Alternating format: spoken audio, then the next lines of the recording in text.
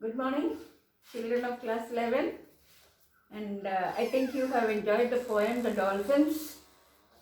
In The Dolphins, the poet brings out the captivity and suffering which the dolphin faces when it is taken out of its element, that is the sea, and placed in an artificial pool.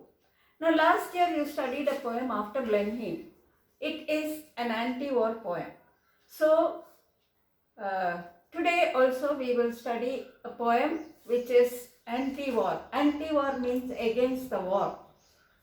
Now we tend to glorify soldiers who fight, soldiers who die, they become martyrs. But we don't realize the suffering, the pain, both physical and mental, which soldiers undergo when they are in a battlefield. So this poem brings out the sufferings. It is the poem, the script will be given to you. John Brown by Bob Dylan. What has been in poetry, what has been written, poets have written about war, and this poem is about the war, about a soldier who went to fight in the war. John Brown by Bob Dylan. John Brown went off to war to fight on a foreign shore. He had to fight in another country. Soldiers are made to obey the orders of the people above them, of their leaders, of their generals. And they become puppets. Whether they like it or not, they have to go and fight and kill the enemy on the opposite side. John Brown went off to war to fight on a foreign shore. His mama was proud of him. He stood straight and tall in his uniform and all. His mama's face broke out all in a grin. Mother is very proud. A very handsome son, a tall son, wearing his uniform, and she is very proud of him because he is going to the battle and bringing back medals for her. Oh son, you look so fine. I'm glad you're a son of mine. You make me proud to know you hold a gun. I'm very proud of you. I'm also proud of the fact that you are going to fight with this gun which you are holding. Do what the captain says. Always obey the orders of the captain. Lots of medals you will get. I will be very proud. I will be very happy when you return after the war with all the medals. As that old train pulled out, so she went to the station to send off her son to fight in the war. As that old train pulled out, the train started to move with the passengers in it. John's ma began to shout. She began to boast about her son, telling everyone in the neighborhood that my son that's about to go, he's a soldier now, you know. She's boasting and telling everyone that her son is going to fight. He's going to bring glory and honor. She made well sure her neighbors understood. She spoke loudly, she spoke very proudly, and she made sure that all the neighbors understood her feelings, her joy, her pride at her son going to war and bringing back glory, bringing back medals. She got a letter once in a while and her face broke into a smile. He wrote to her, and while reading his letters, she was happy. She smiled as she showed them to the people from next door. She also showed his letters to the neighbors and she bragged about her son. She boasted. She said she was very proud. He is fighting for the country. And she bragged about her son with his uniform and gun. Uniform and gun, the things used in the war, necessary for war, and she boasted that her son is wearing a uniform and holding a gun and using that gun. And these things you called a good old-fashioned war. Here, good old-fashioned war, in these words, the poet mocks, ridicules, makes fun of war because war kills another person. war kills other human beings. So it is not so good. Like in Blenheim you have, Gaspar is boasting about the glories of war, the victory won by England, but the children, his grandchildren, speaks about the horror and the suffering and death in war. It was a wicked thing, Wilhelmine says. No? So just like that. Oh, good old-fashioned war. Then the letters ceased to come for a long time. After some time, the letters stopped. She did not get any letters from her son. They ceased to come, stopped, for about 10 months or more. 10 months, no letter, no news about her son. Then a letter finally came saying, "Go down and meet the train. Your son is coming home from the war." Now these words are coming, telling all that this was supposed to be sung. It is a war song. So the letter finally came and it informed her that her son is coming. She should go to the station to meet her son. Remember how she sent her son off to the war and how he is returning from the war. She smiled and went right down. She looked everywhere around, but she could not see her soldier son in sight. She's searching for him. She cannot find him. In the crowd of people, she does not see him. But as all the people passed, only after some of the crowd left the platform, she saw her son at last. She saw him. She saw her son, her dear son. When she did, she could hardly believe her eyes. She could not recognize him. He was so changed.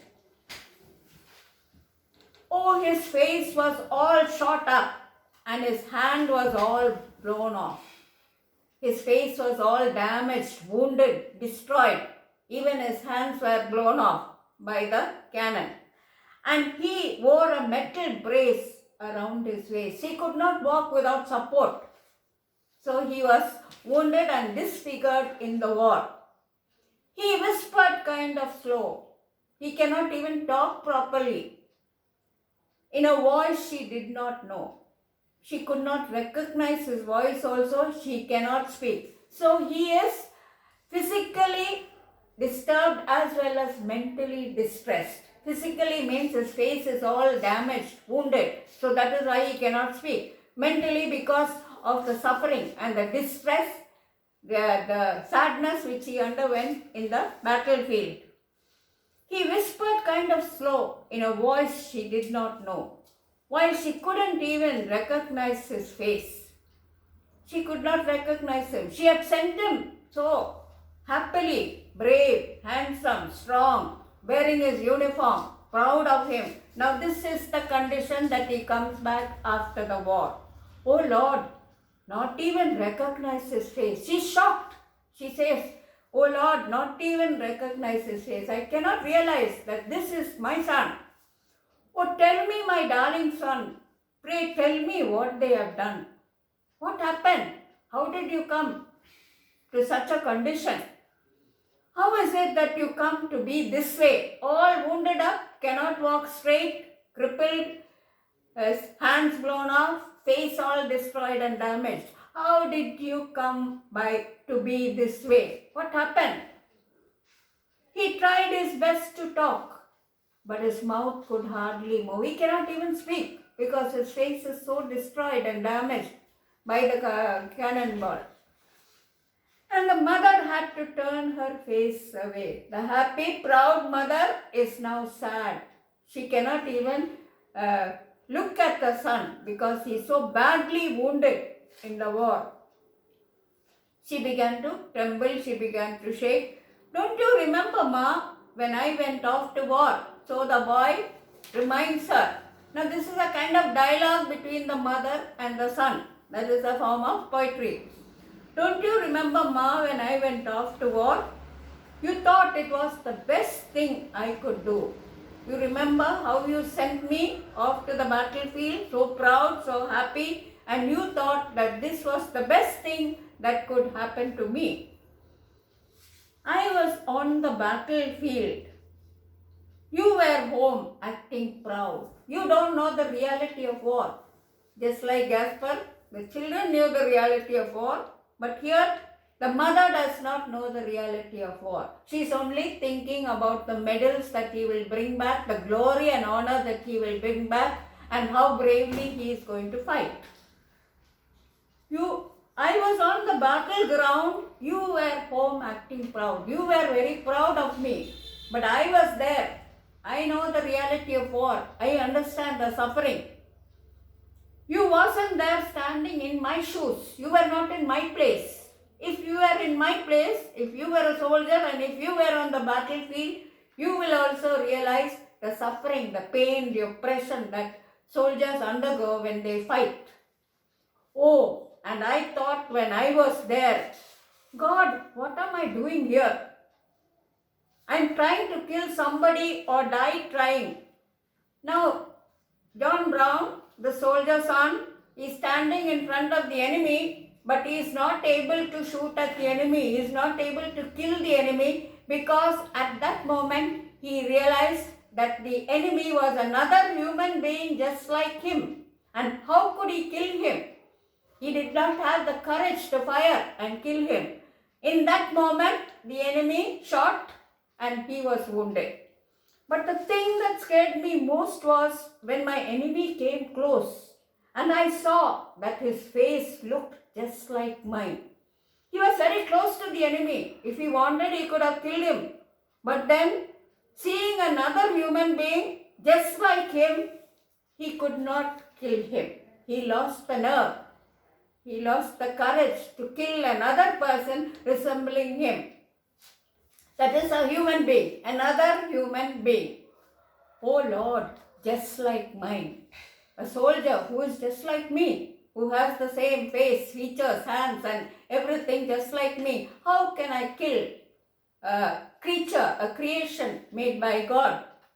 And I couldn't help but think through the thunder rolling and the sting. He couldn't bring his mind, he couldn't bring his hand to the trigger to shoot that enemy. And then there was the sound of fighting.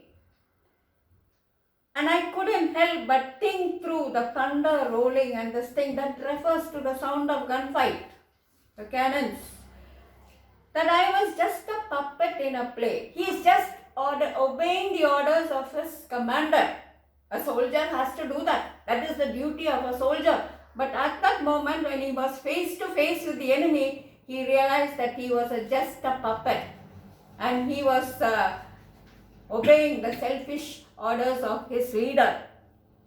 And through the roar and smoke, the string is finally broke. In that moment of hesitation, the enemy fired at him. And a cannonball blew my eyes away. So he was shot at. His face was damaged, completely destroyed beyond recognition, that even his mother could not recognize him. As he turned away to walk, his mom was still in shock. The mother is shocked, so surprised. How could the war do this to her son, to her brave, handsome boy?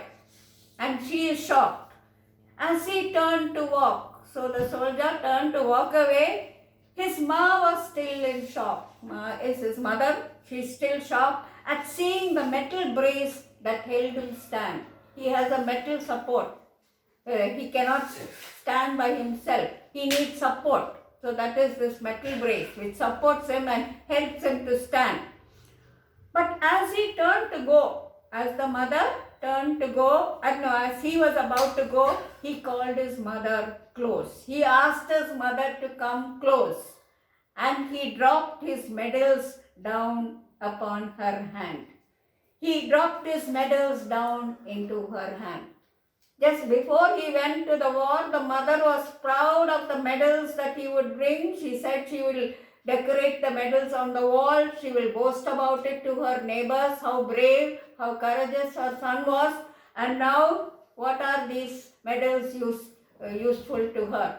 When the son is in such a condition, how can she rejoice at the glory, at the medals which he got after coming back from the war? So the poem ends there, and he dropped his medals down into her hand. You can guess the mental state of the mother at the last line there, it ends with that. It ends abruptly. Now this is a very simple poem, so you can write this essay question. John Brown is a victim of vainglory in war. Discuss this statement with reference to the poem John Brown. He is a victim of the war. He suffered in the war. Victim is a person who suffers. So he suffered in the war, and he suffered because of the war. Now for questions like this, war has been glorified in literature since ancient times. The soldier who dies in the war are given the status of martyrs. These are some of the points for that essay question. The soldiers who actually fight on the battlefield are the only ones who know the pain and the suffering they go through. The mother does not understand the reality of war. The pain and suffering of the war, in the war, only John Brown, her son, knows. Mental pain, physical pain, emotional pain.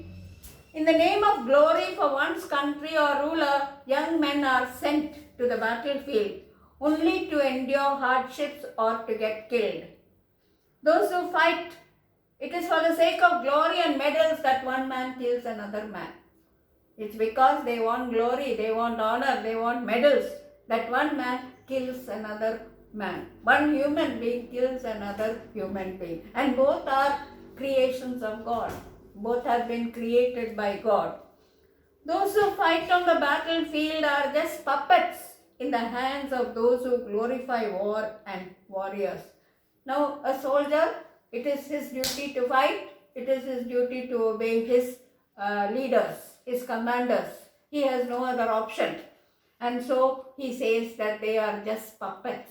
A puppet is guided by the string which the person holds, and the puppet moves according to the way the string is held, this way or that way. So the soldier is just a puppet in the hand of the leader.